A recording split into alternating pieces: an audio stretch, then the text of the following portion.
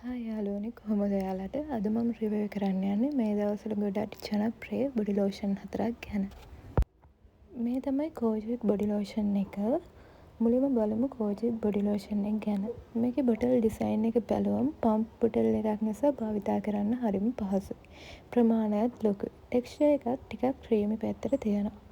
ගාපු ගමන් dry skin එකක් තියෙන කෙනෙක්ට මොයිස්චරයිසර් එක හොඳට දැනෙනවා. බොටල් එකේ ස්කින් ලයිට්නින් කියලා තිබුණත් බොඩි ලෝෂන් එකක් විතරක් ගාලා ස්කින් ටෝන් එක ලොකු වෙනසක් බලාපොරොත්තු වෙන්න බෑ. හැබැයි මේක දිගටම භාවිතා කළොත් ස්කින් එක හෙල්දි සහ ස්මූත් වගේ පේන්න පුළුවන්. මම මේකේ කැමතිම දේ තමයි මොයිස්චරයිසර් එක සහ සුවඳ. ඇත්තටම මේක හරිම සුවඳයි.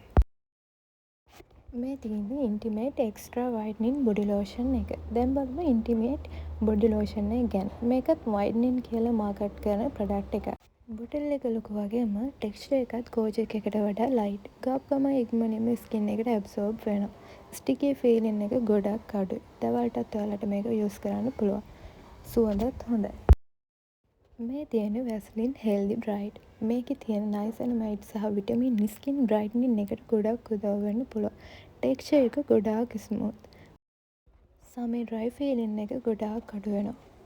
මේක සුදු කරනවා කියලා නම් කියන්න බෑ. හැබැයි බ්‍රයිට් ලුක් එකක් නම් ඔයාලට මේකෙන් ලැබෙනවා. ගාපු ගමන් හෙවි ෆීලින් එකක් දැනෙන්නේ නැහැ. ඩේලි යූස් කරන්න මේක ඇත්තටම හොඳයි. ඊළඟට වැස්ලින් පීච් බොඩි ලෝෂන් එක.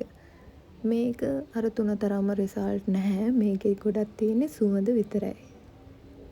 සුවඳට කැමති කෙනෙක් නම් මේක ඔයාලට පාවිච්චි කරන්න පුළුවන්. අන්තිමට මම එක වැදගත් දෙයක් කියන්න ඕන. ගොඩක් අය හිතනවා බොඩි ලෝෂන් එකක් ගාපු ගමන් සම සුදු වෙනවා කියලා. හැබැයි ඇත්තටම එහෙම වෙන්නේ නැහැ. බොඩි ලෝෂන් එකක ප්‍රධාන කාර්යය තමයි සමට තෙතමනය ලබා දීලා වේලෙන එක අඩු කරන එක. සමහර ලෝෂන් වල නයසනමයිඩ්, විටමින් C වගේ ද්‍රව්‍ය තිබුණත් දිගටම පාවිච්චි කරොත් තමයි සමයව පැහැ ගැන්වීම සහ අඳුරු බව ටිකක් අඩු වෙලා සම ටිකක් දීප්තිමත් වගේ පේන්නේ. ඒත් කිසිම බොඩි ලෝෂන් එකක් ඔයාගේ ස්වභාවික සමේ පාට සුදු කරන්නේ නැහැ. තමන්ගේ සමට ගැලපෙන හොඳ මොයිස්චරයිසර් එකක් දෙන ලෝෂන් එකක් තෝරගන්න එක තමයි වැදගත්. ඉතින් යාළුවනේ අදට රිවිව් එක ඉවරයි. ගිහින් යන්න.